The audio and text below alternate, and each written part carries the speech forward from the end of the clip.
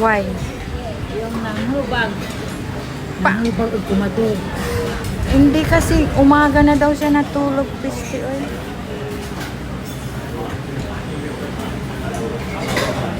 Grabe yung tinalo pa ako eh.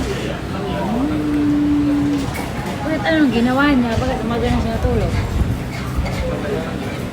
Nakinig ng ano ba?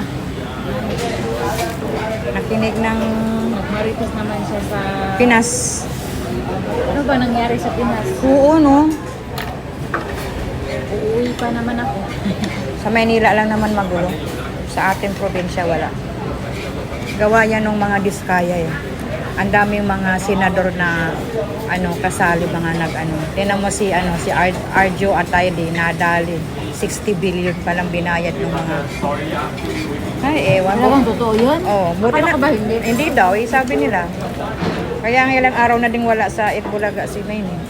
Ewan, basta tayo safe tayo dito. Ganyan. Wala nang pag-asa ang ang Pinas.